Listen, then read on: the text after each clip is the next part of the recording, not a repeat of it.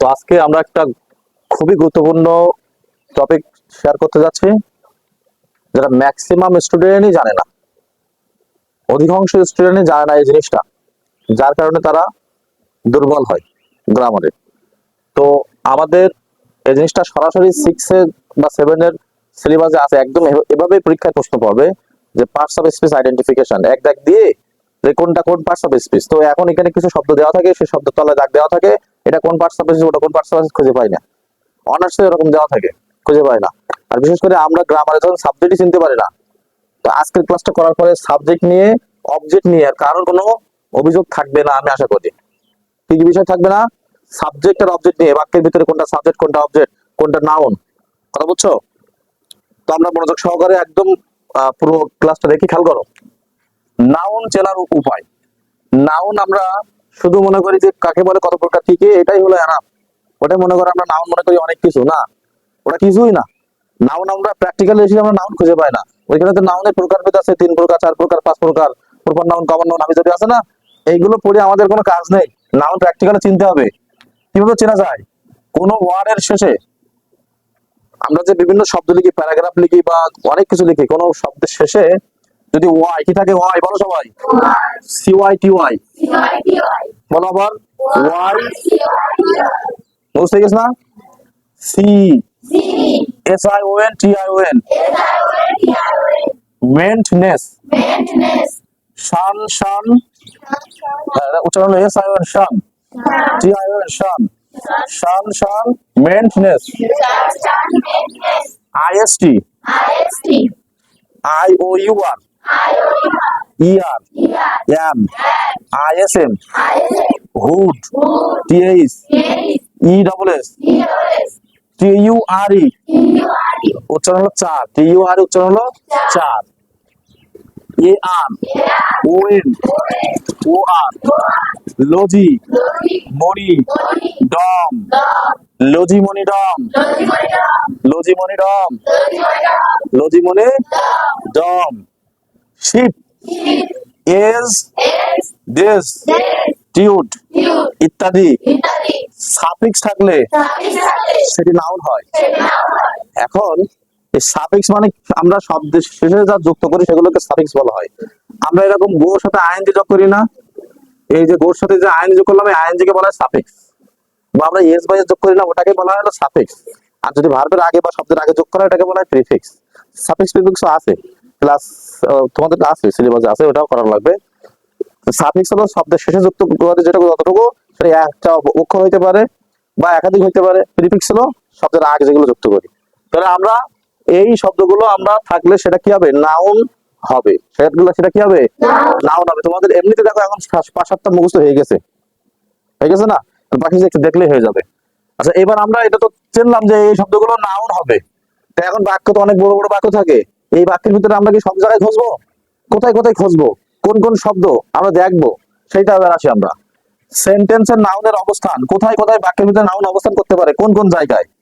তো প্রথমেই বলছে যে সেন্টেন্সের শুরুতে সাবজেক্ট হিসেবে, তাহলে বাক্যের সাবজেক্ট যা যা হয় সব কি হয়? নাউন বা প্রোনাউন হয়। কিন্তু আমাদের এখানে প্রোনাউনের কোনো কাজ নেই, সব হলো নাউন।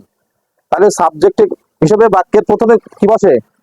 নাউন বসে। সাবজেক্ট হিসেবে বাক্যের প্রথমে নাউন বসে। আমরা বলতে পারি কি, রহিম ইজ এ ব্রিলিয়ান্ট স্টুডেন্ট। তো এখানে সাবজেক্টকে রহিম একজনের নাম, আমরা এটা জানি। এরকম সরাসরি নাম যাদের, এইটা মনে করি নাউন। কিন্তু নাম তো বিভিন্ন প্রকারের আছে। এই নাউন হলো প্রপার নাউন হইতে পারে, কমন নাউন হতে পারে, ম্যাটেরিয়াল নাউন হতে পারে, অ্যাবস্ট্রাক্ট নাউন হইতে পারে। তো দেখো, সেন্টেন্সের শুরুতে সাবজেক্ট হিসেবে, এখন এটা সেন্টেন্স লিখছি, এর শুরু কোনটা হলো? এইটা, তাই না? মানে এটা হলো নাউন, এটা নাউন। আর আমরা জানি সাবজেক্ট প্লাস ভার্ব বসে, সাবজেক্টের পরে ভার্ব বসে, সবাই জানি তো?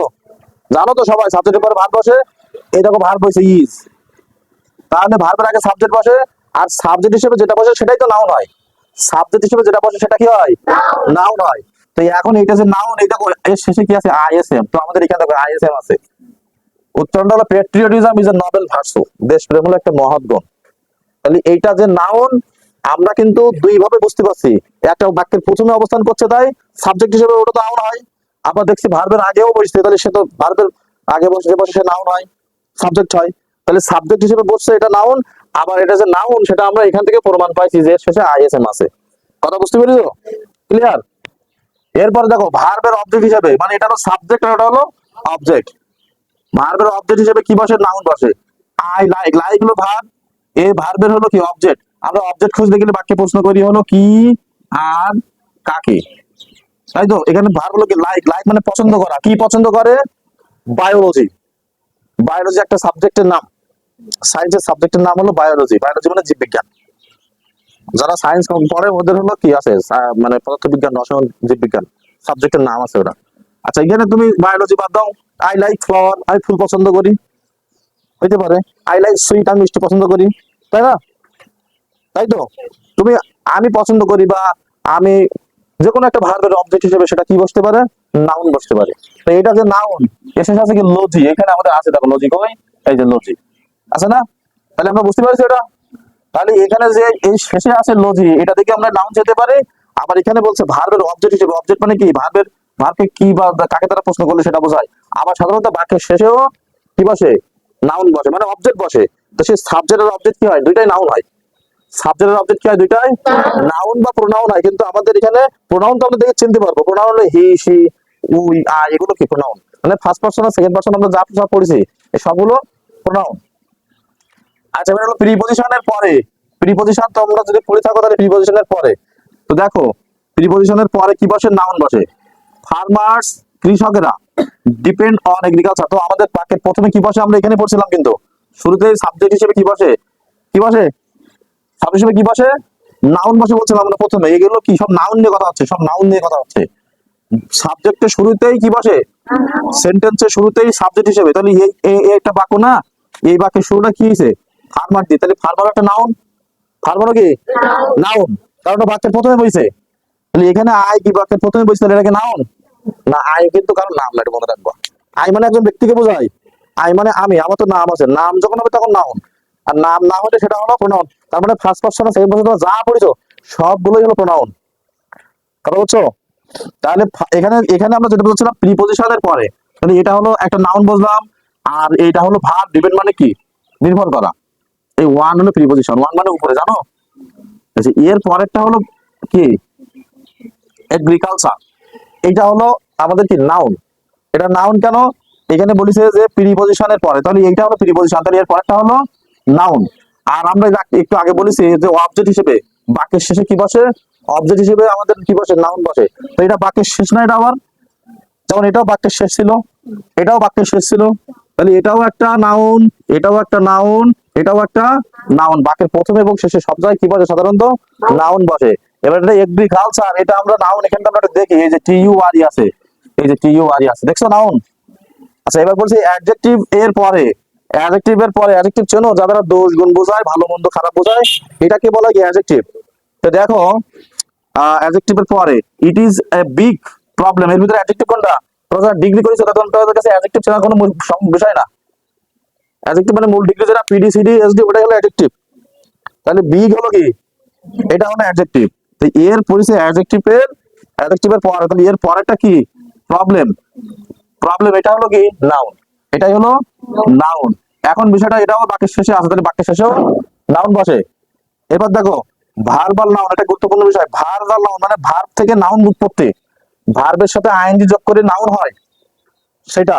দেখো the plus noun plus of এর গঠনে এবং তার অবজেক্ট হিসেবে, তার মানে এটা গঠন করলে সেটাও নাউন হবে এবং তার অবজেক্ট যেটা থাকবে সেটাও নাউন।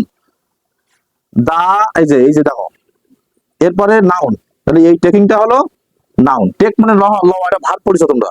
এই ভার্বের সাথে আইএনজি বা ইয়া যোগ করে নাউন করা যায়। আমরা এখানে একটু লিখতে পারি যে ভার্ব প্লাস আইএনজি অথবা ভার্ব প্লাস ইআর, এরা যোগ করলেও নাউন হয়। তাহলে যেমন আমরা পড়ি হলো রাইট, রাইট মানে লেখা, আর রাইটার মানে কি? লেখক, জানো? রাইট মানে লেখা, রাইটার মানে লেখক, জানো? এই যে ইয়ার যোগ করলাম ওর শেষে শেষে। তাহলে টেকিং, দেখো দ্য টেকিং অফ, তার মানে আর্টিকেল, এই দি পরে নাউন, এটা নাউন, আর অফ এই এরপরে এর অবজেক্ট। টেকিং মানে গ্রহণ করা, কি গ্রহণ করছে? ড্রাগস। ড্রাগস মানে হলো মাদক। দ্য টেকিং অফ ড্রাগস, মাদক গ্রহণ করা, ইজ ডেঞ্জারাস, বিপজ্জনক। তাহলে এই যে ড্রাগস, এটাও হলো একটা নাউন। এরপরে আসো সকল, সকল ডিটারমিনারের পরে নাউন বসে, তাহলে ডিটারমিনার কি জিনিস আমাদের জানতে হবে। ডিটারমিনার দেখো আর্টিকেল, শোনা চেনো? এ এন দি, চেনো না? কি বুঝতে পারা লাগবে? এই এন দির পরে যা আছে সব কি হয়? নাউন হয়। এ এন দির পরে কি হয়? সব নাউন হয়। এবার যদি আমরা দেখি না ওখানে অ্যাডজেক্টিভ আছে, তাহলে অ্যাডজেক্টিভের পরেটা নাউন হবে। যেমন রহিম ইজ এ, এই যে এ এন দি আছে আর্টিকেল, এরপরটা কি? ওয়ার্কার। ওয়ার্কার হলো কি? নাউন। এখানে দেখো ওয়ার্ক মানে কাজ করা, এটা হলো ভার্ব, তাই তো? পরিচালনা তোমরা পারবে। ওয়ার্ক মানে কাজ করা, এর সাথে ইয়ার যোগ হয়েছে, দেখো নাউন হয়ে গেছে। এই যে ভার্বের সাথে ইয়ার যোগ করে নাউন হয়, তাহলে worker, Rahim is a worker. এখন এই সেন্টেন্সটা একটু বড় করে যদি লিখি,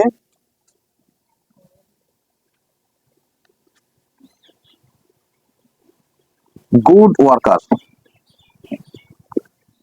তো দেখো আমাদের বলছিল আর্টিকেলের পরেরটাই হলো কি হবে? নাউন হবে। এখন এই যে আর্টিকেলের পরে গুড আছে আর তারপরে ওয়ার্কার আছে, তাহলে এখন এই কি গুড কি আমাদের নাউন? না, ওটা তো গুড মানে ভালো মন্দ বোঝাচ্ছে কোনো ব্যক্তি সম্পর্কে। তাহলে এটা হলো অ্যাডজেক্টিভ, পরেরটা হলো নাউন। আমরা দেখবো বাক্যের সবসময় শেষটাই নাউন হবে। কথা বুঝতে পেরেছো? এরপর দেখো পজিটিভ। পজিটিভ পজিটিভ কেস কি? মাই মানে আমার, হিজ মানে তার, আওয়ার, ইউর, দেয়ার, ইটস, আমার, তোমার, আমাদের, তোমাদের, তাদের, এগুলো কি হলো? কি বলা হয়? পজিটিভ কেস বলা হয়। এই পজিটিভ কেসের পরেরটা হলো নাউন হয়। পজিটিভ কেসের পরেরটা নাউন হয়। মাই সাবজেক্ট, এই যে মাই, এর পরেরটাই হলো কি? নাউন। তাহলে এইটা হলো কি? নাউন। পরেরটা পজিটিভ কেসের পরে, পজিটিভের পরে মানে ডিটারমিনেন্টের পরে, অর্থাৎ পজিটিভের পরে my subject was very hard, তাহলে এটা হলো নাউন। পরেরটা হলো ডেমনস্ট্রেটিভ, হলো প্রোনাউন নিয়ে পড়েছো তোমরা। ডেমনস্ট্রেটিভ প্রোনাউন চারটি, দিস, দ্যাট, দেস, দোস, পড়েছো? প্রোনাউন ডেমনস্ট্রেটিভ, এই মুখস্থ করা লাগছে না তাহলে। এদের পরেও কি হয়? নাউন হয়। গিভ মি, আমাকে দাও, দ্যাট পেন, ওই কলমটা দাও, এইটা হলো ডেমনস্ট্রেটিভ। এর পরেরটা হলো পেন, ওটাই হলো নাউন। কোয়ান্টিফায়ার্স মানে যেটা যা দ্বারা পরিমাণ করা বোঝায়, সংখ্যা পরিমাণ করা বোঝায়, সেটাকে কোয়ান্টিফায়ার বলা হয়। তার মানে কি? অনির্দিষ্ট থাকবে। যেমন সাম মানে কিছু, কিছু মানে কত নির্দিষ্ট বলা হচ্ছে না। মাস মানে অনেক, মেনি মানে অনেক, ফিউ মানে কম, তারপরে অল মানে সব, তারপরে কি? এটা হ্যাভ হবে না, হাফ হবে। H A L F, half. এখানে একটা লিখতে পারো ফিউ, লিটল, লিটল লিখতে পারো, লিটল। এনাফ, সেভারেল, এনি, এগুলোকে কি বলা হয়? কোয়ান্টিফায়ার। এদের পরে কি হয়? নাউন হয়। দেখো সেভারেল আছে, এই যে several, several channels telecast news, এই যে চ্যানেলটা এখন হলো কি? নাউন, কারণ এটা হলো কোয়ান্টিফায়ারের পরে বসে। এরপর দেখো নিউমেরাল মানে নাম্বার, নিউমেরালের আরেক নাম হলো কি? নাম্বার। 1 2 3 4 5, এই যে নাম্বার আছে না, 1 2 3 4 5, এই নাম সংখ্যাকে আমরা বলতে ফার্স্ট, সেকেন্ড, থার্ড এভাবে বলতে পারি। ফার্স্ট বয় কে? ক্লাসে বলে ফার্স্ট বয় কে, দাঁড়াও স্যারের এসে পড়ে না, ফার্স্ট বয় অফিসার এসে পড়ে ফার্স্ট বয় কে? ফার্স্ট, এরপরে কি? বয়, তাহলে বয় একটা নাউন। নাম্বারের পরে কি হয়? নাউন হয়। তো আই স, আমি দেখেছিলাম টু বার্ড, আমি দুটো পাখি দেখেছিলাম, তাহলে টু কি একটা নাম্বার, তাই তো? নিউমেরাল বা নাম্বার, এরপরে বার্ড হলো কি?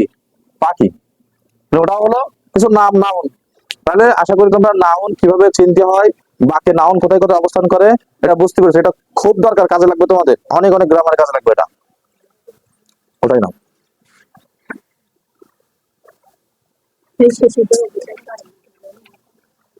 শেষেরটা ব্যাপারটা কোনটা?